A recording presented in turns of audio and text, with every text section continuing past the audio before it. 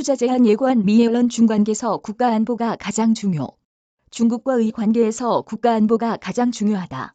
제닛 옐런 미국 재무부 장관은 20일 미국의 대중국 관계에 있어 경제 성장보다 국가 안보가 중요하다고 밝혔다. 조만간 공개될 것으로 전망되는 조 바이든 행정부의 대중국 투자 제한 규제를 예고한 셈이다. 옐런 장관은 이날 워싱턴 DC 존스 홉킨스대 국제관계대학원에서 진행된 강연에서 대중국 견제 조치들에 대해 경제에 영향이 있을 수도 있지만 국가안보적 고려에 따라 추진되는 것이라며 경제적 이익과 상충할 때도 타협하지 않을 것이라고 밝혔다. 이는 국가안보를 최우선 순위에 두면서 때때로 경제적 불이익까지 감수할 수 있다는 뜻으로 해석된다.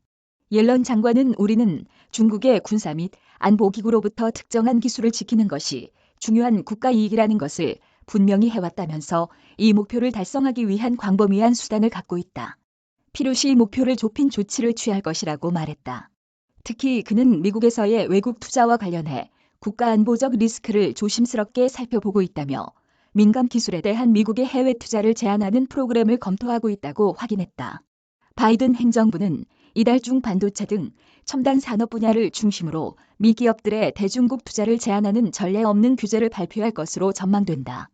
전날 폴리티코는 조만간 공개되는 행정명령에 중국의 첨단 기술 기업에 투자하는 미 기업들에 대해 정보 보고를 의무화하고 일부 핵심 분야에는 투자를 전면 금지하는 방안 등을 추진하고 있다고 보도했다. 옐런 장관의 이날 발언은 해당 규제 발표가 임박했음을 재확인한 것이다. 옐런 장관은 이러한 대중국 견제 정책이 국가 안보 차원임도 거듭 강조했다. 그는 국가 안보 및 가치에 대한 우려라며 우리가 경제적 이점을 얻거나 중국의 경제 및 기술적 현대화를 억제하기 위한 것이 아니다고 설명했다.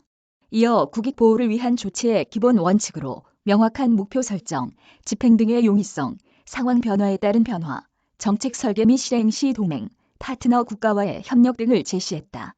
또한 우리는 양국이 함께 성장하고 혁신하는 건전한 경제 관계를 추구한다면서 다만 건전한 경제 경쟁은 공정할 때만 지속이 가능하다고 주장했다. 옐런 장관은 중국이 국영 기업 지원을 확대하고 무역 상대국에 보복하는 정책을 펼치고 있다면서 중국의 불공정한 경제 관행에 대응하기 위해 동맹국과 계속 협력할 것이라고 말했다. 이 밖에 기후변화, 부채 문제 등에 대해서도 중국이 필요한 조처에 걸림돌이 되고 있다고 비판했다. 자신의 중국 방문에 대해서는 적절한 시기에 중국에 갈 것이라면서 경제 문제를 놓고 중요하고 실질적인 대화에 참여할 수 있길 희망한다고 말했다. 뉴욕 조슬기나 특파원 이메일 주소